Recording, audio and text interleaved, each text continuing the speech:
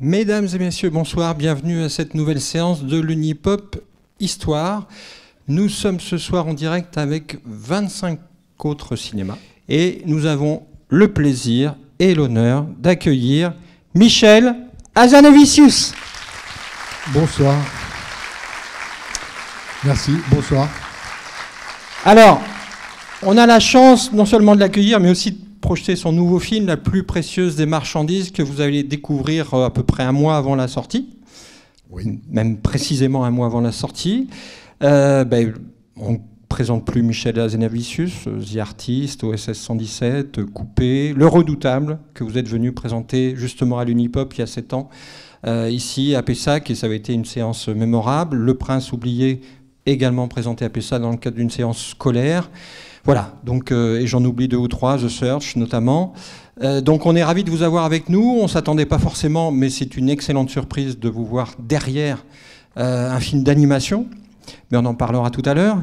Un petit mot quand même d'introduction, de lancement, comme on dit. Alors si vous êtes venu parce que vous aimez OSS 117, c'est pas la bonne... bon, enfin, ça peut vous plaire, ça va vous plaire, mais voilà, c'est une autre ambiance. Non, mais déjà vous remercier tous d'être là, remercier François et le cinéma Jean Eustache, et remercier également les 25... le cinématographe Château Arnoux, le ciné... Non, je ne vais pas tous les faire. En plus, j'écris pas très bien. Je ne voulais pas le dire, mais effectivement, c'est illisible. Enfin, tu te lis, c'est le principal. Et écoutez, merci d'être là. On se voit après, donc je n'ai pas grand-chose à vous dire à part bonne projection. Voilà. À tout de suite, bonne séance. On se retrouve et on pourra échanger. Merci de votre présence. À tout de suite.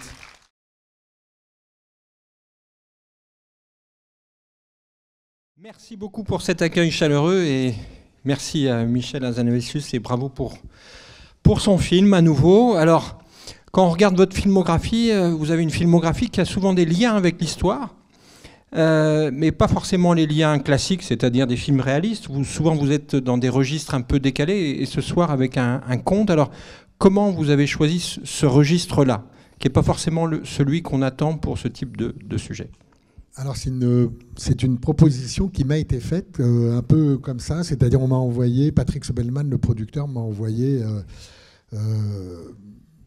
le livre le livre de Jean-Claude Grimbert, du même nom, La plus précieuse des marchandises, avant qu'il ne soit publié, donc c'était des épreuves, et en me disant voilà, on voudrait faire un film d'animation. Donc il y avait déjà ça. Après, mais vous vous laissez convaincre. Alors moi, venant d'une famille juive d'Europe de l'Est, etc., c'était un sujet qui était à la fois trop près et pas assez près. C'est-à-dire, je considérais que c'était pas forcément mon histoire à moi, c'est plus celle de mes grands-parents, celle de mes parents. Donc je pensais pas trop faire un film autour de ces thèmes-là. Je n'avais pas spécialement envie non plus de faire un film d'animation, bien que je dessine depuis que j'ai 10 ans. Pareil, trop près et en même temps pas assez. Et puis en fait, c'est en lisant l'histoire c'est cette histoire que j'ai trouvé extrêmement profonde et puissante. L'air de rien, l'air d'être comme ça a l'air d'être une petite chose toute simple. Et en fait... c'est le genre de simplicité qui est le plus complexe à trouver finalement. Donc voilà, donc je me suis laissé convaincre par l'histoire. Alors au générique à la fin, on voit juste une phrase où il y a écrit merci à Robert Guédiguian, sans qui a fait le premier geste. Je ne sais plus la phrase exacte, mais c'est un peu ça. Oui, alors je tourne le film depuis début septembre. Dans toutes les salles, on me demande Robert Guédiguian, qu'est-ce qu'il a fait ? Surtout quand les salles sont dans le sud-est. Il n'a rien fait. Ah, il n'a rien fait. Alors, je vais vous dire ce qu'il a fait. C'est Patrick Sobelman qui le remercie parce que Jean-Claude Grimbert ils avaient travaillé ensemble et c'est à Robert qu'il a envoyé en premier son texte et en lui disant est-ce que tu penses qu'il y a un film ? Et Robert a dit, il a répondu tout de suite et il a dit oui et il est descendu dans le bureau de Patrick Sobelman en disant lis ça et voilà. Donc en fait, il a descendu un étage et il a posé le truc. Moi, j'ai travaillé 6 ans et on me demande comment ça se fait que Robert Guédiguian... Oui, oui, bien sûr. Non, mais je dis ça en toute gentillesse. Il a fait ce passage. Mais il a lu... le geste. Ouais, il a reçu, il a lu en 1 heure, il a dit OK, quoi, voilà. Voilà, parce qu'il est aussi producteur. Il est aussi producteur associé de Patrick Sobelman. Voilà. Alors, vous avez travaillé au scénario avec Jean-Claude Grimbert. Oui. Comment ça se passe alors, justement, comment... Alors, là aussi, Jean-Claude Grimbert, dans le genre truc intime, Jean-Claude Grimbert, c'est le meilleur ami de mes parents depuis qu'ils ont 15 ans. Ils en ont aujourd'hui... après-demain, mon père va fêter ses 87 ans, donc ça fait longtemps qu'ils se connaissent. Moi, j'ai toujours connu Grimbert. En fait, très rapidement, il m'a dit, écoute, moi, cette histoire, je l'ai déjà écrite, donc je n'ai pas super envie de la réécrire. Et surtout, il a été adaptateur, il a écrit des scénarios pour le cinéma, notamment pour Costa Gavras. Et il sait comment dire, l'inconfort qu'il y a à être un adaptateur pour le cinéma avec l'auteur du livre qui est derrière vous. Donc, il n'a pas voulu être, cette personne-là encombrante. Donc, grosso modo, il m'a laissé vraiment faire les choix à peu près que je voulais, et on se voyait quasiment tous les jours, et on parlait énormément. Et en fait, il me donnait des espèces de directions comme ça, des espèces de comme des piliers de pensée, si vous voulez, qui m'ont permis de voyager, parce que, dans son histoire, parce qu'en fait,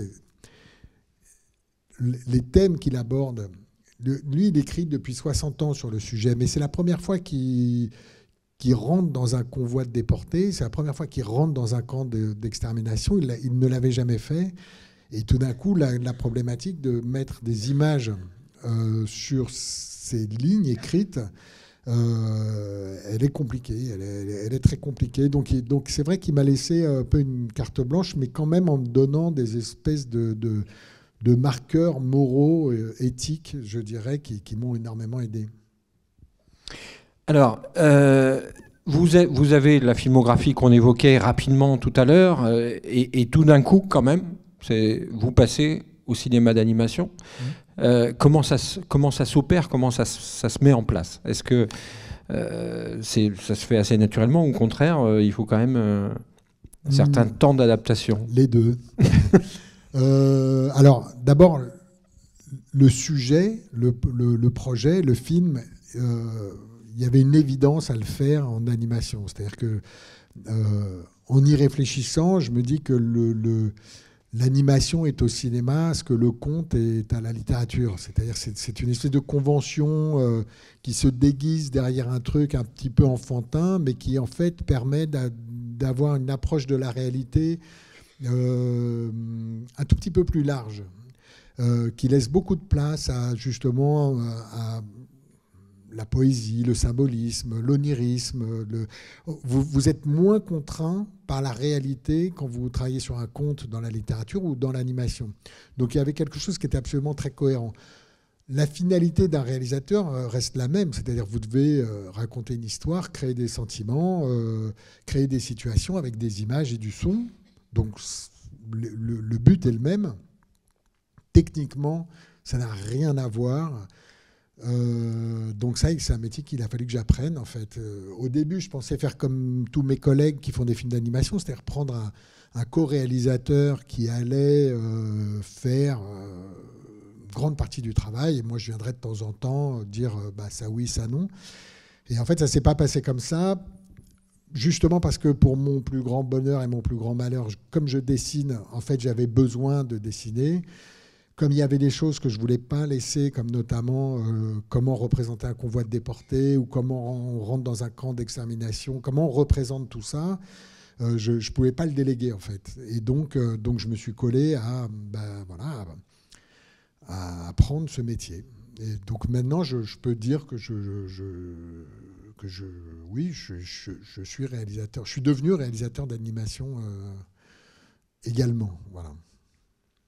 Vous évoquiez tout à l'heure 6 ans quand même. J'ai commencé il y a 6 ans. Je me suis arrêté un an. À un moment donné pour faire couper. Oui, parce que le financement a été bloqué à cause du Covid. Et du coup, effectivement, on a pu s'arrêter quasiment un an. Enfin, j'ai dû m'arrêter on s'est arrêté quasiment un an et j'ai fait couper. Mais oui, je dirais que c'est 4 ans et demi, 5 ans de travail, dont 3 ans de fabrication pure. Alors, au générique, il est écrit, alors je ne sais pas si c'est sur ce générique-là, mais le générique qu'on trouve sur Internet, que vous avez dessiné les personnages. Oui. Vous avez assuré. Comment vous y êtes pris voilà, la bûcheronne, chaque personnage, comment... Je m'y suis pris mal, parce que, comme je vous dis, je ne connaissais pas ce métier. Moi, j'ai une formation de dessinateur, comment dire... Enfin, de dessin, disons, classique. C'est-à-dire, je dessine avec des crayons papier, mais plus personne ne fait crayon papier maintenant. Ils ont tous des palettes graphiques, etc. Donc déjà, ça a été compliqué. En plus, moi, comme je fais du dessin, il y a une immense différence entre un dessin arrêté, unique, qui doit intégrer un maximum d'informations pour raconter une histoire, et un dessin d'animation qui n'est que un morceau d'un mouvement, finalement. Donc, il a fallu que je comprenne tout ça, que j'assimile tout ça. En revanche, j'ai caractérisé les personnages, c'est-à-dire je les ai faits comme je sais dessiner moi, c'est-à-dire un peu classique, pour typer les personnages. Et après, ça a été un aller-retour un peu constant pour justement les rendre animables, c'est-à-dire les simplifier, faire en sorte que tout le monde puisse les dessiner, en gardant quand même le caractère. Donc, par exemple, la bûcheronne, je voulais une femme qui soit pas une petite poupée disneyenne. Je voulais quelqu'un qui a un visage quand même âpre. Et ça, c'est justement en parlant avec Jean-Claude Grimbert, comme vous me demandiez le type de collaboration qu'on avait. On s'était parlé d'Anna Magnani, justement, qui est le genre, D'accord. oui, qui est une actrice qui est plus belle à la fin des films qu'au début. C'est-à-dire qu'au début, vous ne dites pas magnifique actrice comme, je ne sais pas, Marilyn Monroe. Mais les rôles la rendent belle. Donc on voulait ce type de personnage-là. Donc je vous dis, moi j'ai fait toute cette caractérisation. Et puis après, alors étrangement, les personnages principaux sont, comme ce sont ceux qui doivent être dessinés par un maximum d'animateurs et un maximum de dessinateurs, c'est les plus simplifiés. C'est le plus petit dénominateur commun. Et ceux qui n'ont que un plan, comme par exemple les déportés qui sont dans les wagons, à ce moment-là, je n'avais qu'un interlocuteur, donc ils sont plus proches de mes dessins initiaux. Et les images arrêtées au fusain, là, par contre, c'est moi qui les ai faites 100%. Alors, est-ce que... alors, on est dans le domaine du cinéma d'animation, et c'est vrai que sur cette thématique historique, c'est quand même... c'est atypique par rapport à votre carrière, mais c'est aussi atypique par rapport au thème d'histoire de la Shoah. Est-ce que finalement, c'est une possibilité pour vous et pour tous les gens qui vous accompagnent d'aller chercher des publics plus larges ou différents, ou pas? Alors ça n'a jamais été formulé comme ça, mais en revanche, je dirais que, et ça a fait partie en tous les cas moi de ma réflexion à un moment, on va fêter là, dans quelques semaines les 80 ans de la libération d'Auschwitz. Autant dire que les survivants disparaissent. Oui, bien sûr. Voilà, et l'ère du témoignage est en train de finir. Et alors, pendant très longtemps, on était dans un truc qui était absolument lanzmannien, c'est-à-dire il y avait Shoah, c'était quasiment la seule manière de raconter, ou des dérivés, c'est-à-dire témoignages, documentaires historiques, etc. Aujourd'hui, un gamin qui a 10 ans, il est né 70 ans après. C'est-à-dire il a ce même rapport à la Shoah que moi j'ai à l'affaire Dreyfus. C'est très loin pour lui. Donc il est à peu près normal que la fiction s'empare de cet événement. Et les films qui arrivent, comme le Fils de Saul ou Zone of Interest, ou j'espère celui-là, sont, je trouve, des films qui se posent beaucoup de questions morales, éthiques. C'est pas juste ça tombe dans la fiction et on fait n'importe quoi. Et donc oui, en ce sens-là, c'est une manière de s'ouvrir à d'autres publics, mais je crois que c'est une manière juste de rentrer dans une époque où la Shoah, le génocide juif a perdu le côté sacré qu'il a eu pendant très longtemps. Dans sa représentation notamment. Oui, dans la manière d'en parler, dans sa représentation, dans la place même qu'avaient les Juifs dans la société française notamment.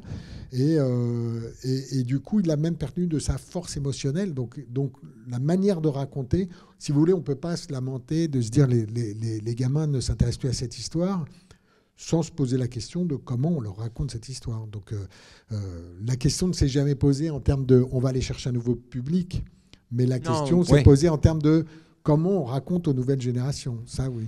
Oui. Et vous avez déjà eu, on en parlait tout à l'heure, des séances avec un public scolaire. Oui, notamment. Oui. Là, je vous dis, donc, je présente le film depuis début septembre. On fait beaucoup de scolaires. Et il y a un truc qui se passe très, très bien. Et je crois qu'il y a un truc qui se passe très bien parce que justement, c'est un conte. Et en fait, du fait que ce soit un conte, par exemple, le mot juif n'est pas prononcé dans le film, le mot nazi n'est pas prononcé dans le film. On reconnaît on reconnaît Auschwitz, on reconnaît, mais les mots ne sont pas prononcés parce qu'un conte, dans les contes, c'est toujours il y a très longtemps, dans un pays lointain, et les personnages n'ont pas de nom, ils n'ont pas de prénom, ils ont juste leur caractérisation, c'est la sorcière, l'ogre, etc.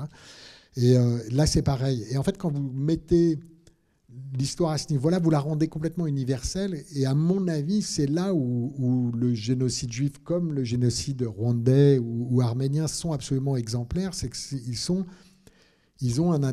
Comment dire ? Il faut les comprendre au niveau de l'humanité. C'est-à-dire, ce qu'ils racontent, c'est...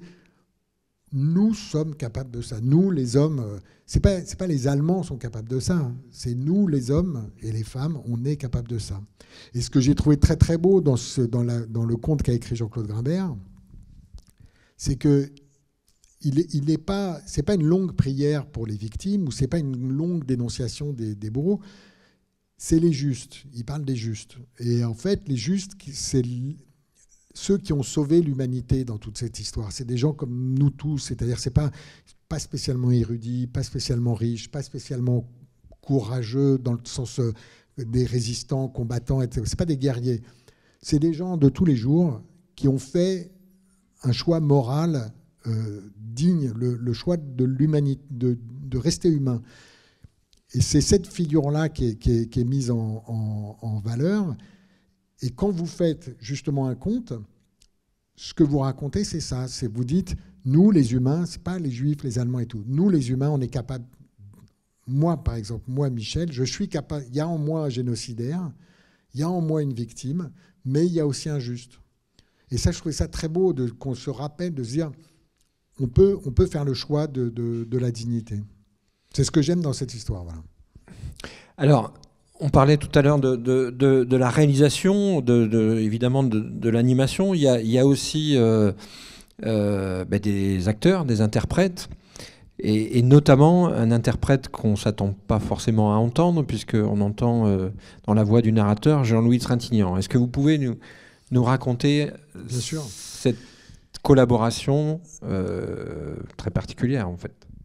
Alors, à l'époque, en fait, moi, dès le début, j'ai voulu Jean-Louis Trintignant tout de suite. C'est la première chose que j'ai faite une fois qu'on a fini d'écrire le scénario. On avait les blocs du narrateur et tout de suite, j'ai dit, je veux Jean-Louis Trintignant dans le rôle. Alors on m'a dit, il est très vieux et tout. J'ai dit, mais justement, en fait, c'est la plus belle voix du cinéma français. 2, quand j'ai lu le livre, j'ai eu l'impression d'un classique tout de suite. Et en fait, je voulais imprimer un peu la même chose au film. Et je trouvais que cette voix elle était complètement intemporelle. Voilà. En plus, c'est un très, très grand acteur. Et puis, c'est un vieil homme qui dit le texte écrit par un autre vieil homme. Et je trouvais qu'il y avait quelque chose de très beau dans le fait que ce soit Jean-Louis Trintignant qui délivre ce texte-là. Il est parti il y a à peu près 2 ans, je crois un petit peu plus que de 2 ans. Et là, il se passe un truc assez... Enfin, je ne sais pas si vous l'avez ressenti, mais il se passe un truc assez incroyable, c'est que c'est un film nouveau. Et d'entendre la voix de Jean-Louis Trintignant maintenant, c'est que tout d'un coup, c'est comme s'il y avait un fantôme dans la pièce. C'est-à-dire, il revient d'un endroit, sa voix nous parvient d'un endroit d'outre-tombe. Et c'est un écho avec l'histoire qui est racontée, puisque le père lui-même est un fantôme. Il revient lui aussi du même endroit. Donc il y a quelque chose là, en ce moment, ce sera plus vrai dans 5 ans, mais aujourd'hui, en ce moment, il y a quelque... Enfin, Oui, il y a quelque chose d'assez troublant dans le fait d'entendre Jean-Louis Trintignant. Et pour l'anecdote, moi j'ai adoré cet homme, j'ai adoré passer du temps avec lui. Il était aveugle, il a tout appris à l'oreille. Et voilà, je suis tellement heureux d'avoir dans ma filmographie un endroit avec Jean-Louis Trintignant. Oui, j'adore, je suis très fier de ça. On le comprend évidemment. Alors, est-ce qu'il y a des questions, des réactions à Pessac, mais aussi dans les autres cinémas, sachant qu'il va il y a le numéro qui s'affiche. On pourra retransmettre les questions. Oui, ici, à Pessac, donc.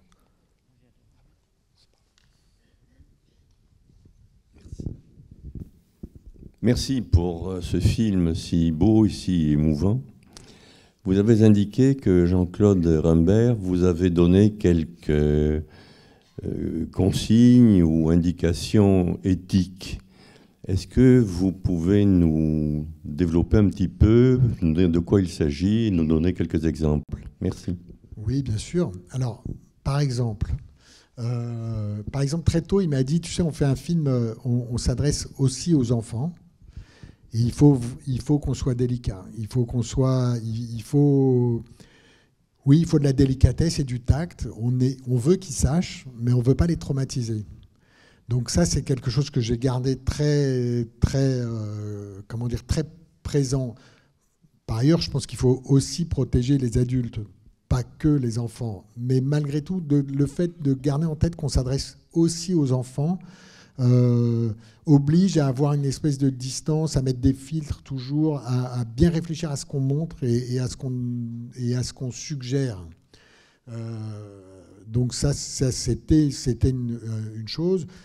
Une autre chose, par exemple, une des toutes premières versions du scénario, moi j'avais bien fait mes devoirs, j'étais parti à Auschwitz, j'ai relu des choses, j'ai relu Primo Levi, j'ai lu pas mal de trucs, et donc j'étais un peu plus explicite dans la voix du narrateur pour dire des choses sur les camps, etc. Et il m'a dit, tu sais, nous on est là, on n'a pas besoin de trop en dire. Si les gens, ça les intéresse, ils trouveront toujours. Nous on est là pour raconter une histoire toute simple, et on n'a pas besoin d'être trop pédagogique. Ça aussi, c'est un truc que j'ai gardé. Et puis enfin, il y en a eu pas mal, mais là, je vous dis ce qui me vient en tête. Un autre truc était quand même, il me disait, il faut quand même les faire sourire un peu quand même, parce que c'est quand même lourd tout ça.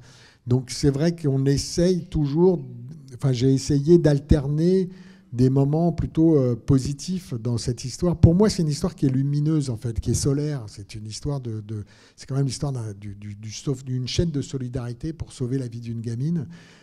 Mais il y a du tragique dedans. Donc c'est vrai que tout le truc était d'équilibrer, était de trouver quelque chose qui soit émouvant, certes, mais pas traumatisant, quoi.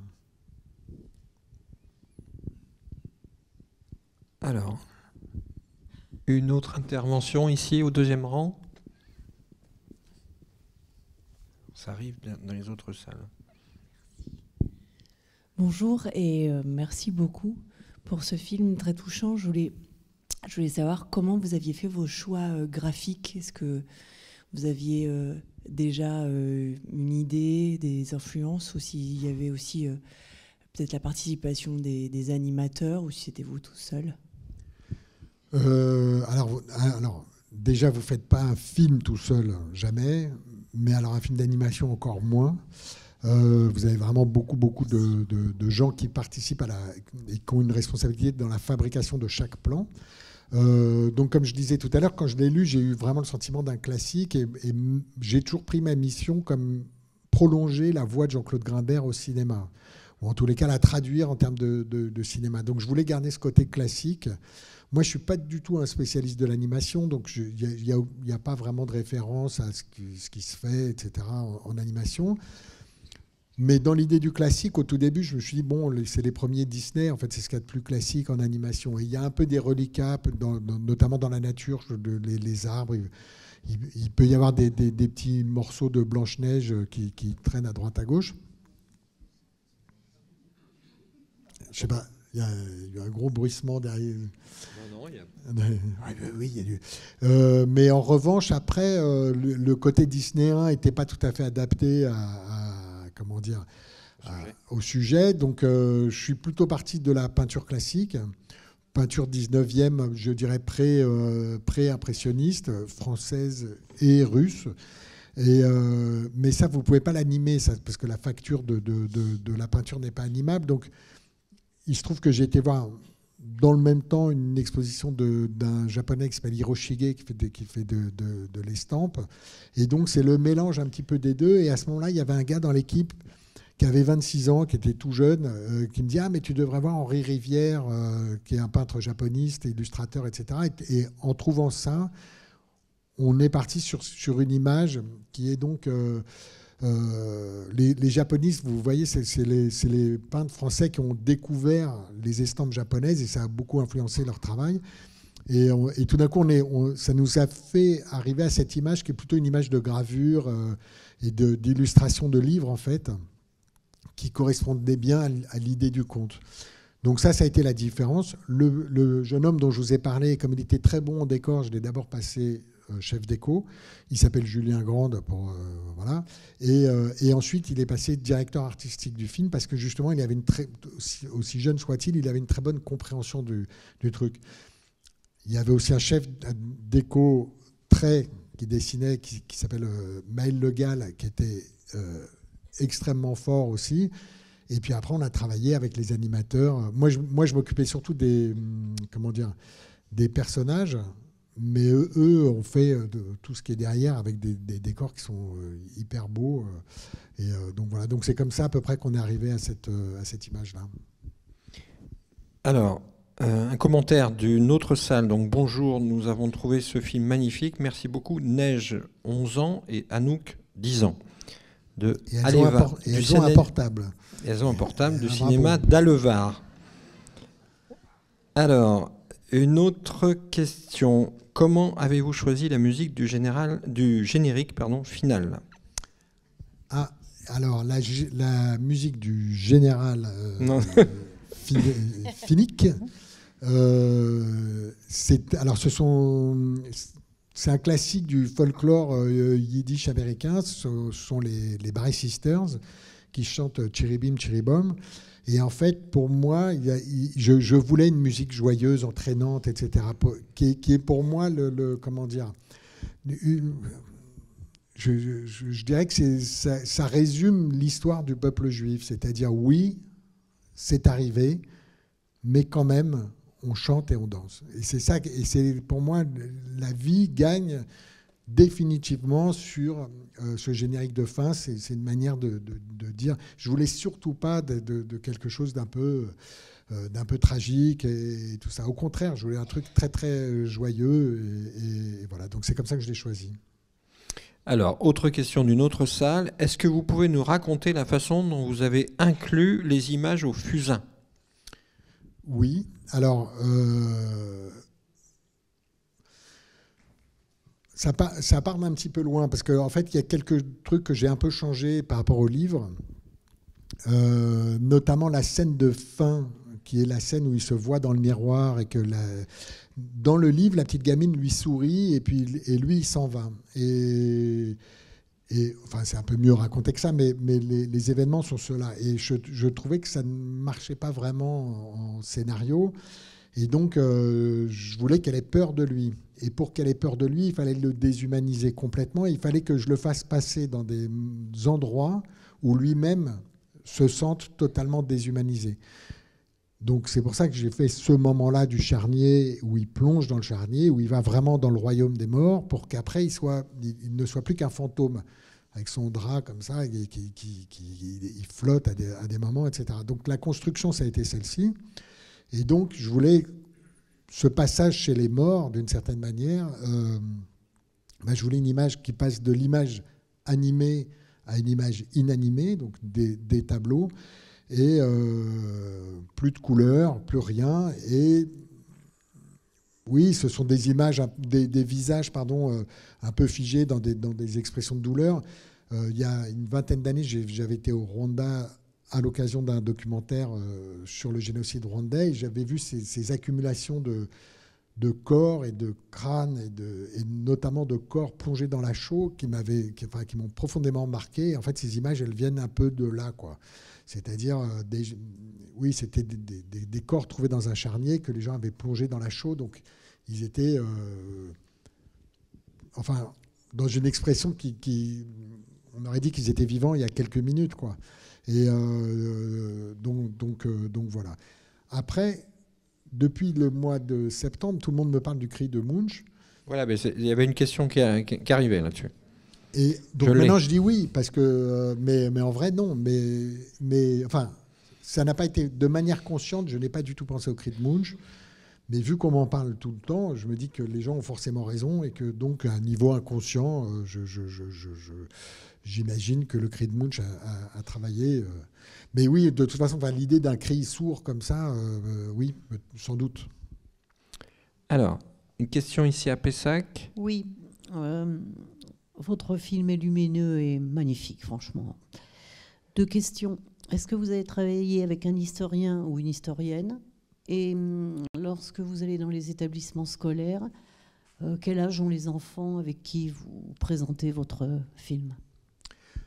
Alors, non, là, j'ai pas travaillé avec un historien. Et d'ailleurs, il y a beaucoup de choses qui ne sont pas justes en termes historiques, mais c'est justement ce dont on parlait tout à l'heure sur l'animation. Par exemple, la sortie des camps, je pense que c'est impensable que quelqu'un ait pu sortir comme ça réellement des camps. Mais par contre, je crois qu'émotionnellement, un homme ou une femme qui sortait des camps, il devait être dans cet état émotionnel de désert absolu et d'avoir l'impression d'être un fantôme. Mais le conte et l'animation vous permettent cette métaphore, il me semble. De la même manière, l'intérieur des wagons était beaucoup plus dur, beaucoup plus violent que ce que je montre. Mais là, c'est un choix. Alors là, c'est un choix éthique, je dirais, que j'ai fait moi, c'est-à-dire dans les vrais wagons. Je m'éloigne un peu de votre question, pardon, mais dans les vrais wagons, c'était 90 personnes. Ils ne pouvaient même pas être assis comme ils le sont là. Et puis on les faisait tourner 5, 6, 7 jours comme ça, de manière à ce qu'ils soient totalement déshumanisés quand ils arrivent. Mais en fait, en y réfléchissant et en devant mettre des images sur ces scènes-là, je me suis dit, mais en fait, c'est une mise en scène. C'est une mise en scène des nazis pour que quand ils arrivent, ils soient faciles à tuer d'une certaine manière parce que totalement déshumanisés. Et donc je me suis dit, mais moi, en fait, je ne suis pas obligé d'épouser la mise en scène des nazis. Au contraire, en fait, j'ai envie que ces gens soient beaucoup plus dignes et beaucoup plus beaux que la manière dont eux les rendaient. Donc j'ai pris des libertés historiques sur des événements comme ceux-là. Et puis sur les scolaires, en règle générale, alors quand c'est organisé par les classes, les plus jeunes que j'ai eus, c'était les 4e. 4e, 3e, ça c'était les plus jeunes. En revanche, en règle générale, c'est plutôt seconde, première, terminale, mais c'est peut-être des histoires de programmes scolaires. Par contre, quand c'est des gens qui viennent avec leurs enfants, à partir de 9 ans, il y a des enfants qui peuvent venir et ils sont pas traumatisés. Il y a une chose qu'il faut comprendre parce que il n'y a pas d'image explicite dans le film, il n'y a rien de frontal. En revanche, il y a des moments, notamment les images dont on parlait, les images au fusain, il y a des moments qui laissent la place au spectateur pour que chaque spectateur greffe son idée de l'insupportable, mais que malgré tout, il puisse supporter. Alors, quelqu'un qui a 80 ans ou quelqu'un qui est un fils de déporté, son imaginaire va lui amener un certain type d'image. Mais un enfant de 9-10 ans, il n'aura pas les mêmes images que cette personne-là. Il va avoir des images qui lui correspondent. Il va comprendre que c'est insupportable, mais il le fera avec son imaginaire. Donc, normalement, c'est fait de manière à ce qu'il n'y a pas de réelle image, extrêmement violente de manière explicite, quoi. Voilà. Oui, bonsoir. Alors, une autre question. Oui, à droite, en haut à droite. Oui, là, oui. Comme ça.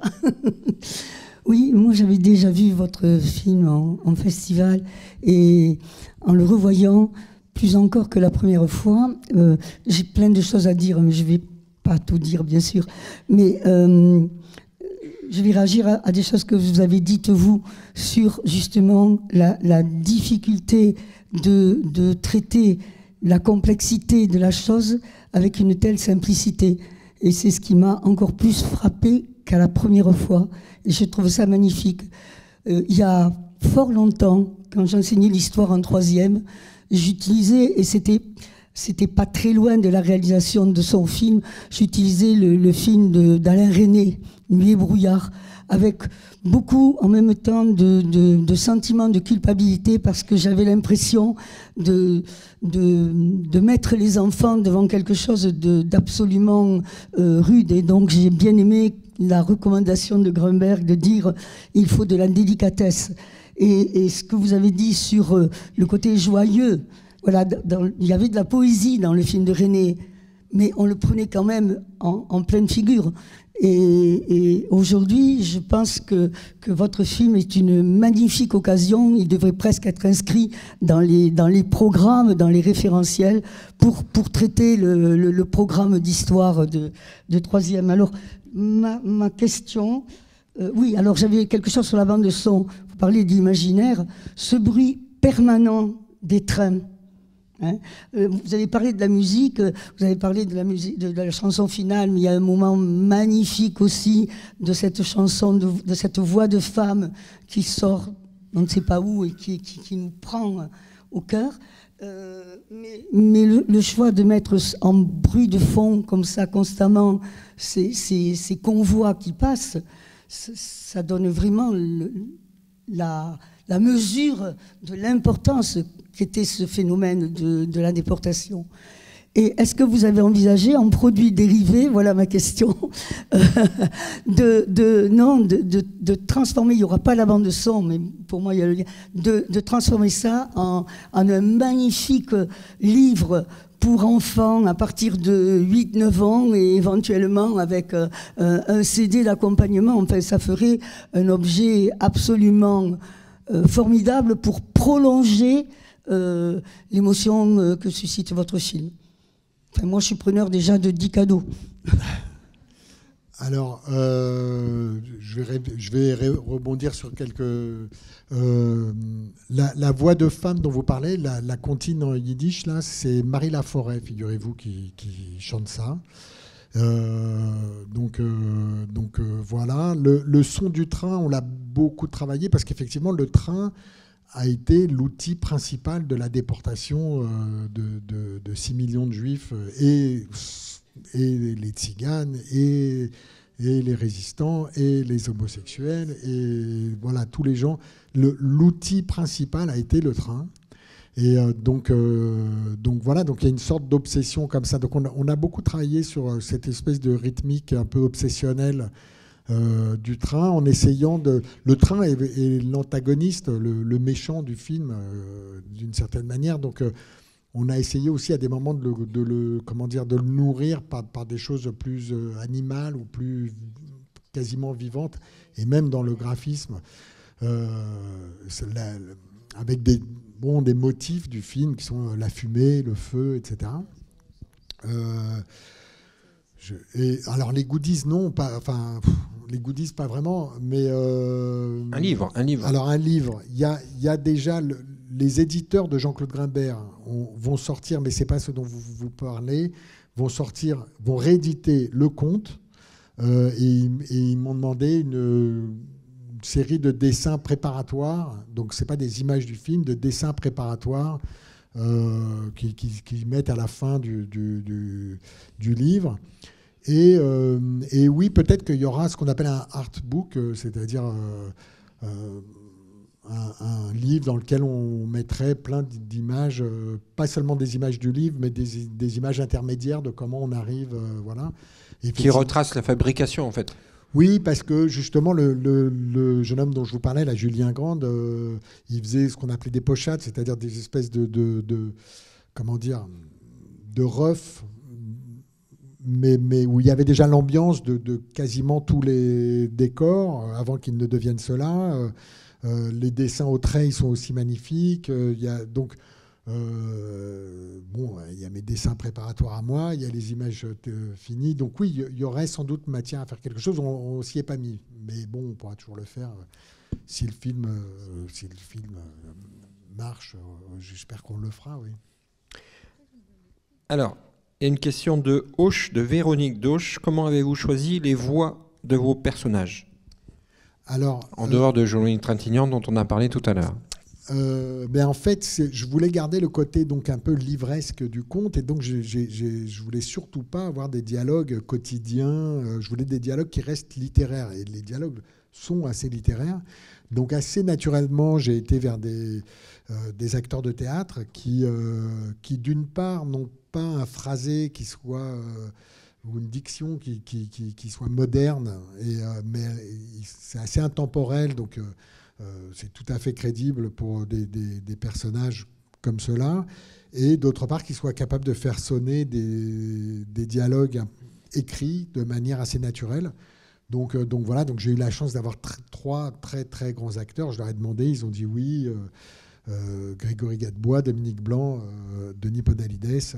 Voilà. Pour l'anecdote, alors c'est une anecdote, mais au tout début, c'était Gérard Depardieu qui était le bûcheron. Quand on voit le bûcheron, il y a un peu une évidence. Voilà.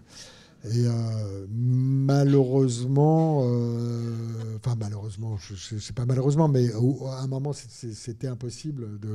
C'est devenu impossible, voilà, de travailler avec Gérard Depardieu. Je l'ai appelé, je lui ai dit, il a tout à fait compris, évidemment. Et voilà, on a. Si on parle que de jeu, bon. Voilà, c'est pas que c'est dommage parce que Grégory Gadebois est formidable. J'allais le dire. Oui, donc j'ai pas. Mais voilà, bon, c'était, si vous voulez, c'était un problème un peu en dehors de toute considération artistique. Voilà. Alors, une question à Pessac, oui, là-haut. Bonsoir Michel. Et je suis très émue. Et l'antidote au bruit des trains, quand même, c'est les gazouillis du bébé. Personne n'en a parlé jusqu'à maintenant. Je ne comprends pas pourquoi. Pour moi, c'était une des choses les plus importantes. Comment vous les avez fait? Enfin, c'est par un bébé, je suppose. Alors, vous avez tout à fait raison. Mais alors, j'ai un monteur son qui est assez exceptionnel, qui s'appelle Selim Azazi, et avec qui je travaille depuis bien longtemps. Un peu plus de 10 ans maintenant. Et en fait, il a un fils de 16 ans qui s'appelle Ismaël Azazi, qui est remercié au générique, qui n'a absolument... Alors, il en a fait moins que Robert Guédiguian, c'est pour vous dire. Mais Selim l'a enregistré quand il était petit. Et donc il a une banque de données, de sons d'enfants, etc. Et quand vous travaillez en animation... En fait, ce que j'ai découvert, c'est que en image, quand je tourne un film en prise de vue réelle, je pose ma caméra dans la rue, la vie rentre dans le plan. Elle rentre par elle-même, c'est-à-dire il y a des nuages, un acteur il vient avec qui il est, sa chair, sa voix, son rythme, etc. Il y a des immeubles qui ont été créés par d'autres, etc. Là, il n'y a rien de vivant. Tout est créé à partir de rien, c'est que du dessin, etc. Et puis tout d'un coup, vous commencez à travailler le son, et là, la vie rentre dans le film. C'est-à-dire que c'est des vraies voix, c'est de la vie en fait. C'est des vrais sons, c'est des craquements de neige, c'est du vent dans les feuilles, c'est un bruit de train, c'est tout ce que vous voulez. Et tout d'un coup, le personnage de la gamine, il a comment dire, il est devenu ce qu'il est au montage son. Avant, c'est vrai qu'il était... c'était pas du tout le même personnage. Et donc, effectivement, oui. Et puis, quand vous entendez un rire d'enfant comme ça, honnêtement, comment dire, c'est imparable. C'est imparable. Enfin, moi, je me sens obligé... Enfin, c'est pas que je me sens obligé. Je me mets à pleurer instantanément, en fait. Donc, alors que j'avais vu les images pendant des années... tout d'un coup, je mets le son dessus et il y a une émotion qui se passe. Ouais. Alors, une autre question à Pessac, oui. Oui, bonsoir. J'étais très heureux de vous entendre sur l'accueil du film, enfin en tout cas la présentation du film à du jeune public. Et le film a été également présenté à Annecy et également à Cannes. Et j'aimerais bien vous entendre parler de ça. Comment on en arrive à être sélectionné en compétition officielle à Cannes, qui n'est pas toujours très accueillant avec le cinéma d'animation? Alors, en vrai, c'est une question pour Thierry Frémaux, parce que moi, j'ai fait... Qui viendra à l'Unipop bientôt, on lui posera la question. Alors, vous lui demanderez. Moi, j'ai fait comme tout le monde, j'ai postulé. Après, il y a un truc que je comprends, parce qu'en fait, quand vous êtes jury dans un festival, un film d'animation, il est considéré comme à part, il n'est pas considéré comme les autres. C'est-à-dire, moi, j'ai eu plein de questions pendant toutes ces projections que j'ai faites, où j'avais des questions. Je comprends très bien la question qui a été posée, mais la manière dont elle était formulée, c'était pourquoi vous avez fait un film d'animation et pas un vrai film, par exemple. Ou pourquoi vous avez fait un film d'animation et pas une fiction. Ou alors, et pas un film normal. Et donc, en fait, l'animation, et notamment l'animation pour adultes, elle est comment dire, considéré comme un truc à part. Donc pour un sélectionneur de festival, je pense qu'il y a ce risque de se dire le film ne va pas être traité comme les autres. Après, moi je pense qu'on a extrêmement bien fait d'y aller, notamment parce que, par exemple, là je vois, il y a je ne dirais pas des gens âgés dans la salle, mais des gens qui ne sont plus des enfants depuis un bon petit bout de temps maintenant. Et non, mais il y a sur le public adulte, des fois, justement, une réticence à aller voir des films d'animation parce qu'on considère encore que c'est pour les enfants. Je crois que le fait d'avoir été à Cannes nous a mis, justement, nous a normalisé d'une certaine manière et nous a mis dans une famille de films tout à fait normaux. Donc, je suis très reconnaissant, moi, à Thierry Frémaux de nous avoir sélectionnés. Annecy, c'est pas pareil, parce que c'est un festival d'animation, donc par définition. Oui, par définition. Et bon, après, ils n'étaient pas obligés de nous sélectionner, mais ils nous ont sélectionnés. On a été ravis d'y aller.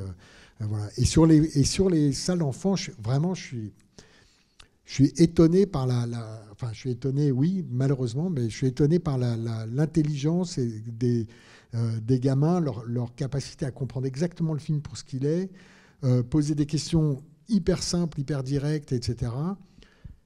Je sais pas, j'ai toujours l'impression qu'on a une jeunesse qui est terrible, qui part dans tous les sens, etc. Et après, j'ai réfléchi, parce que moi j'ai 4 enfants, et je me dis, ben oui, j'ai peut-être qu'on réfléchit par rapport à nos enfants, qui par définition sont un peu là pour nous faire chier quand même. Mais les enfants des autres, ils sont hyper sympas. Et ils sont hyper malins. Et donc, en fait... la proportion, il y a un effet de loupe sur les nôtres, quoi, mais qui n'est pas bon en vrai. Et donc je vous dis, moi, tous les gamins que j'ai vus, et des gamins qui venaient de quartiers hyper difficiles, de petits villages complètement paumés, des gamins de tous les horizons. Et franchement, ils comprennent extrêmement bien le film. Je faisais des débats, j'en ai fait un avec 660 gamins, et qui venaient vraiment de quartiers pas faciles, etc. Il n'y en a pas un qui a allumé son portable pendant la rencontre après. Donc voilà, donc faut que je parle plus à mes gamins, en fait. Voilà, c'est ça. Comme tout le monde. Presque. Alors, une question d'une autre salle. Alors, bonsoir, monsieur Hazanavicius. C'est une petite question sur votre carrière en général. Avez-vous vu les vidéos du vidéaste Durandal 1 ? Pourquoi j'ai raison et vous avez tort ? Ça vous dit quelque chose ou pas ? Non. Bon. Sur votre travail, et si oui, qu'en pensez-vous ? Alors, comme vous ne les avez pas vus, vous ne pouvez pas répondre. Je vous poserai peut-être une autre question au micro sur le film. Donc, on attend la question de la personne qui a envoyé le SMS. Donc, c'est quelqu'un qui est dans cette... on peut imaginer, parce qu'une une question au micro. D'accord, ok. Donc on peut imaginer que cette personne est dans la salle. Suspense. Suspense. Là, c'est Hercule Poirot, là. On l'avait pas encore faite, celle-là. Si, c'est vous, monsieur ? Non, moi c'est pas vous. Question, voilà. C'est pas moi le message. Déjà, félicitations. Oui, c'est vous. Félicitations pour ce film. Alors, moi, je me permettrai une observation, je ne sais pas si ça va parler aux gens. en tout cas dans ma modeste connaissance cinématographique, ce film m'a fait penser, en tout cas, j'ai l'impression que ce film est à la Shoah, ce que un peu le tombeau des Lucioles peut être à Hiroshima et Nagasaki. J'aimerais bien avoir votre ressenti là-dessus. Et surtout, ma question, enfin si c'en est une, j'aurais aimé que vous commentiez peut-être votre choix en termes de colorimétrie. C'est-à-dire que le film, finalement, a des couleurs assez pâles, sombres, etc. On a beaucoup plus de couleurs, j'ai l'impression, sur la fin. J'aurais bien aimé avoir peut-être un commentaire là-dessus. Alors, le tombeau des Lucioles, d'abord, je le prends très bien, donc je vous remercie. Il y a peut-être un rapport à la nature qui vous fait peut-être faire ce parallèle-là. Alors, ce rapport à la nature, il n'est pas réellement dans le livre. Il se trouve que moi, j'avais jamais été à Auschwitz avant, donc je sais pas, j'ai eu le sentiment qu'il fallait que j'y aille pour la préparation de ce film. Et une des choses qui m'a le plus marqué finalement, parce que je vais partir de très loin, pardon, mais moi je suis né en 67 et à la fin des années 60, il y a eu les premiers négationnistes et qui ont enclenché les premiers témoignages des survivants qui avant n'avaient pas vraiment parlé. Et donc dans ma jeunesse à moi, quand j'étais enfant, j'ai beaucoup entendu parler des camps et des révélations qui se faisaient, des témoignages, etc. Donc j'ai forgé un imaginaire d'enfant assez puissant sur sur cette vision de l'enfer, comme ça, que j'avais. Et adulte, allant là-bas, le lieu que j'ai visité ne pouvait pas compétiter avec ce que j'avais en tête, en fait. En revanche, face à la nature, c'est-à-dire que tout d'un coup, j'étais dans le camp et puis je vois des beaux nuages blancs dans un beau ciel bleu et je vois des bouleaux au loin et je vois des oiseaux qui passent et je me suis dit, mais en fait, c'est exactement ce que les gars ont vu, en fait. Les gens qui étaient dans le camp ont vu les mêmes arbres, les mêmes nuages, le même ciel, etc. Et en fait, ça m'a choqué. C'est-à-dire que d'un côté, j'avais une espèce de... c'est pas que j'en voulais, mais je trouvais qu'il y avait une indifférence de la nature par rapport qui était horrible, cruelle, affreuse. Et d'un autre côté, un truc très rassurant, d'une nature immuable comme ça, qui va au-delà de tout, etc.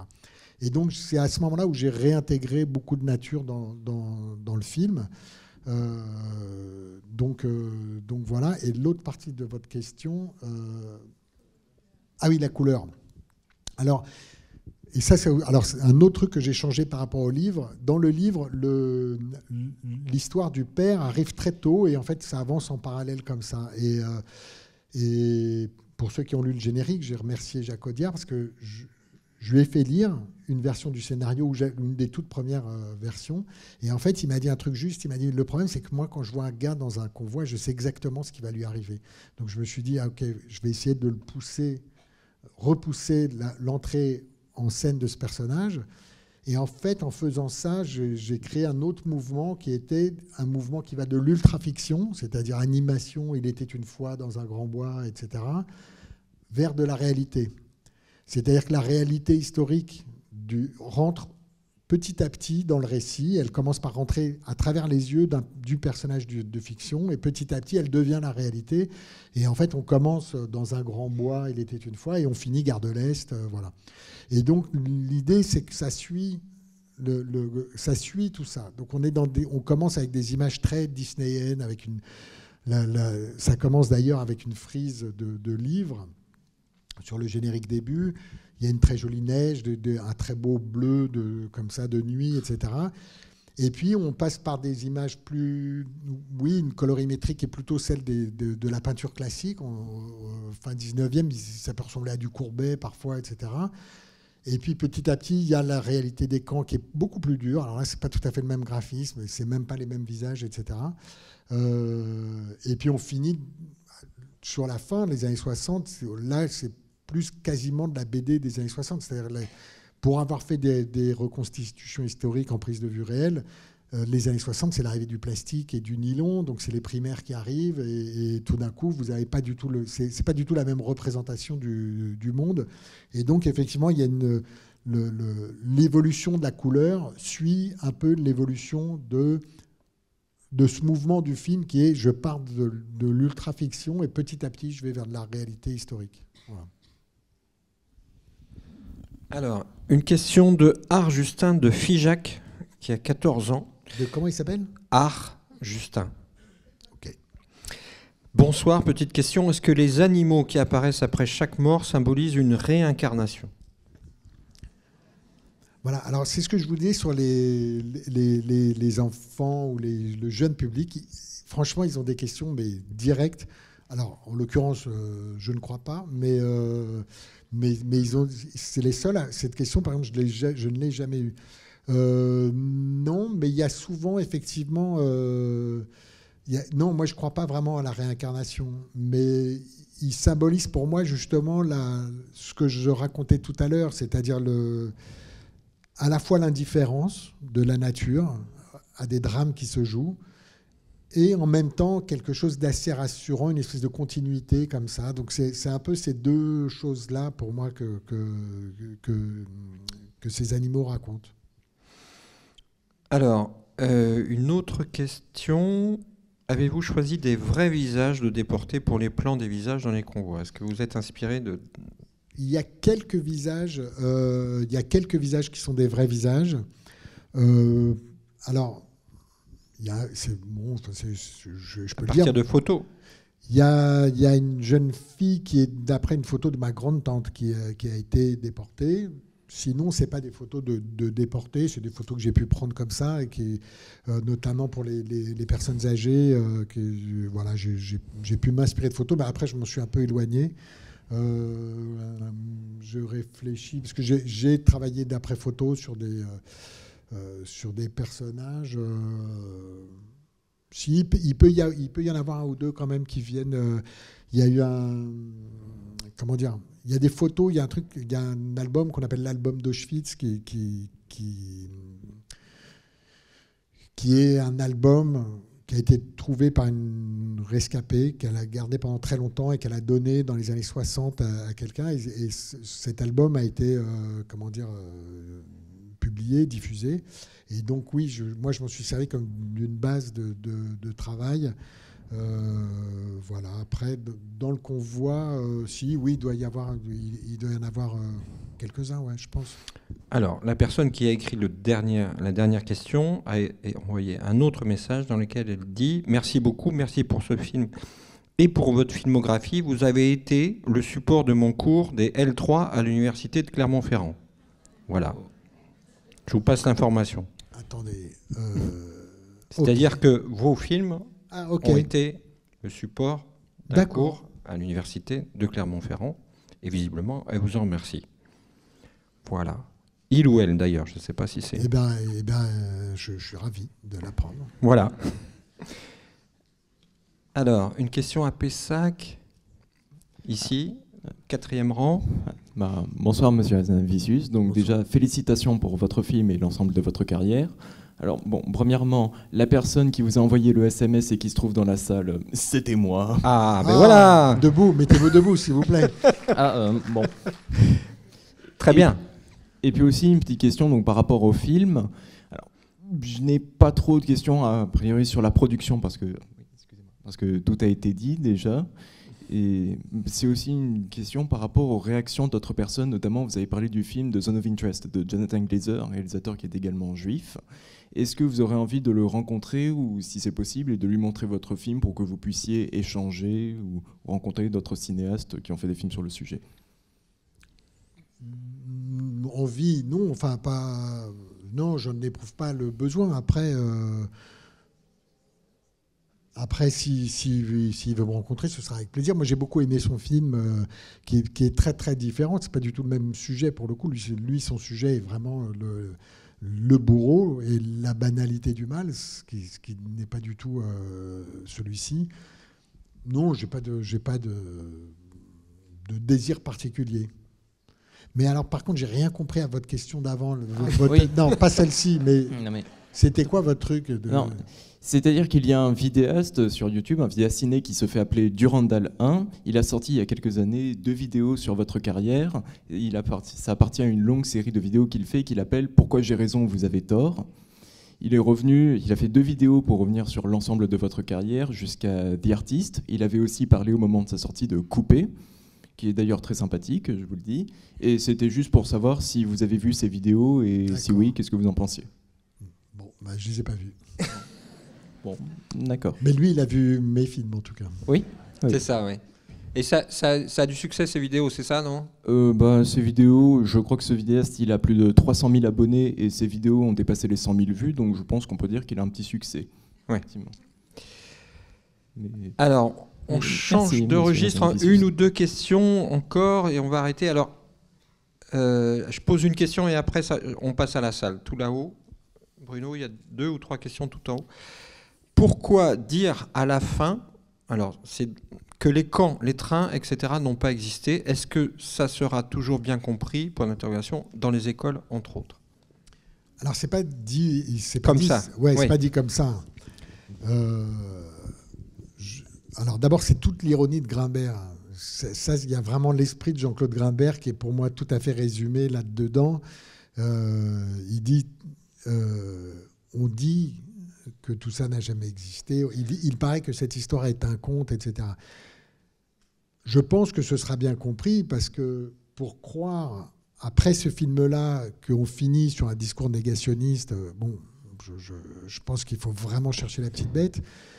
Par ailleurs, pour en avoir parlé quand même avec Jean-Claude, le problème aujourd'hui, c'est pas le négationnisme de dire ça n'a jamais existé. Je crois que c'est fini ce temps-là. Je crois que plus personne ne dit que ça n'a pas existé. Le problème aujourd'hui, c'est le relativisme, c'est-à-dire de tout mettre sur le même niveau.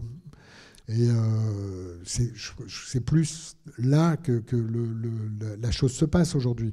Donc je ne crois pas qu'il y ait qu'il y ait la possibilité de croire que rien n'a existé. Non, je ne crois pas. Pour moi, quand j'ai lu cette partie du texte, j'ai trouvé que c'était une magnifique pirouette pour finir en disant la seule chose qui doit exister, c'est l'amour. Je trouve que le geste littéraire, je l'ai trouvé très très beau. Donc, et je crois qu'il ne prête pas à confusion. Alors, une ou deux questions encore. À Pessac, alors, allez-y. Je me demandais si à la fin du film, quand ils sont dans la gare, le père est assis sur un banc. Est-ce que la dame avec le béret rouge, c'est la pionnière, sa fille? Ah, alors, le père n'est pas assis sur un banc. Le père, il part. La personne qui est sur un banc, c'est quelqu'un d'autre. Mais en fait, non, c'est pas du tout sa fille. Mais j'ai dû me gourer quelque part parce que vous n'êtes pas la première personne à me poser la question. Un peu tard pour changer. Ouais. Notre ami là, Durand d'Alain, il va pas être content, je pense. Mais non, c'est des filles. Pour moi, ce dernier plan qui en prise de vue réelle, c'est un plan qui est vraiment pas compliqué à faire. En animation, c'est le plan le plus compliqué de loin du film. Et tous les animateurs, tous les gens avec qui j'ai travaillé, c'était leur plan cauchemar. C'est un plan qui est extrêmement, extrêmement compliqué à faire.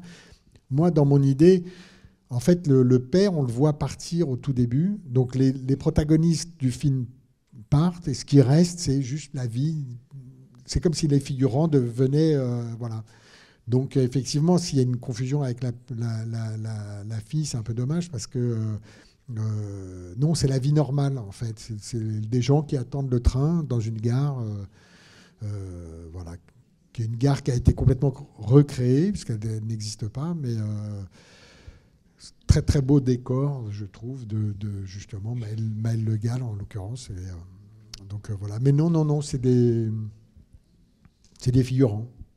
Enfin, des gens normaux. Alors, c'est ça, dernière question là-bas.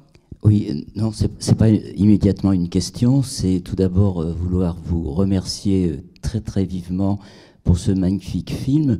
Vous nous disiez qu'il fallait arriver à faire supporter l'insupportable et je pense que vous avez complètement réussi avec ce film.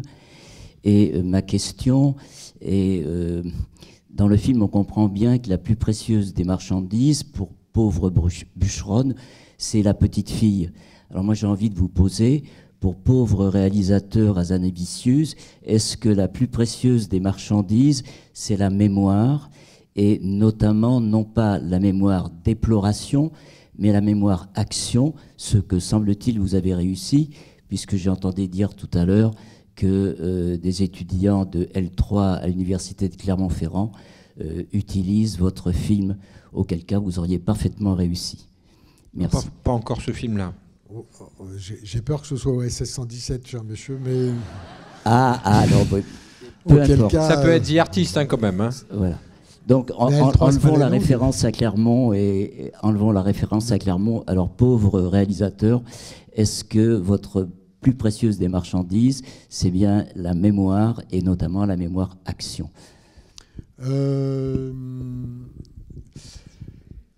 C'est difficile de répondre parce qu'en fait, quand on m'a proposé le film, au tout début, on m'a parlé du devoir de mémoire et moi, je me suis dit, mais moi, c'est pas... Moi, je fais des films, en fait. D'une certaine manière, c'était un peu trop de fardeau pour moi, cette histoire de devoir de mémoire. C'était pas mon truc. Je suis pas prof et je suis pas... Alors, je voyais bien qu'il y avait un truc parallèle, mais ça n'a jamais été mon objectif. Mon objectif, et je pense que j'ai bien fait, a été de faire le meilleur film possible, en essayant d'éviter les fautes de quart, les fautes de goût, les fautes éthiques et esthétiques, et voilà. Mais ça a été vraiment, pour moi, la plus précieuse des marchandises. Je vais vous dire, c'était le film, réellement. C'est-à-dire, j'ai essayé de l'accompagner pour... comme les autres accompagnaient cette petite fille. Après, je vois maintenant que les profs sont ravis de s'emparer de cet objet, et c'est tant mieux, et je suis pas du tout contre.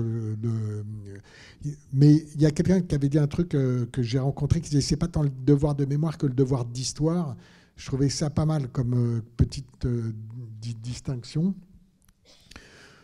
Moi, évidemment, j'ai rien contre le devoir de mémoire, évidemment, mais c'est vrai que c'était pas mon objectif premier. Je suis ravi que les intérêts, disons, convergent et confluent comme ça, mais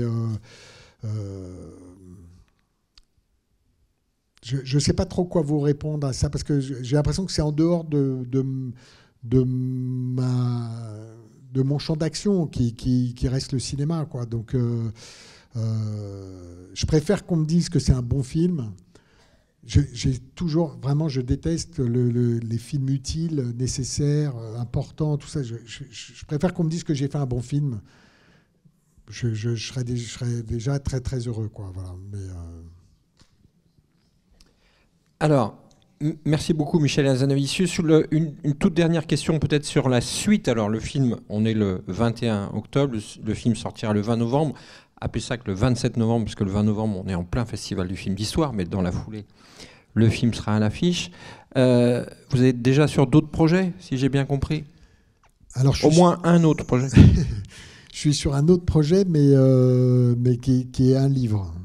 Voilà, c'est très bien, un livre. C'est très bien, un livre.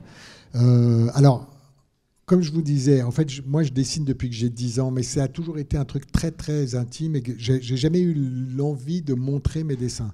Là, il a fallu que je les montre, donc j'ai fait une sorte de coming out qui fait que maintenant, je m'en fous complètement. Donc, dans ce livre, il y aura des dessins. Il se trouve qu'au début de la guerre en Ukraine, j'ai organisé une vente aux enchères, et en appelant plein de gens du cinéma qui m'ont tous envoyé des objets.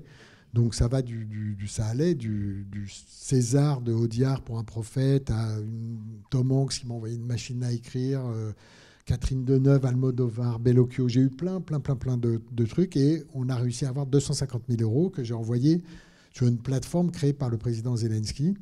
Et donc j'ai été amené à aller plusieurs fois en Ukraine et sur le front.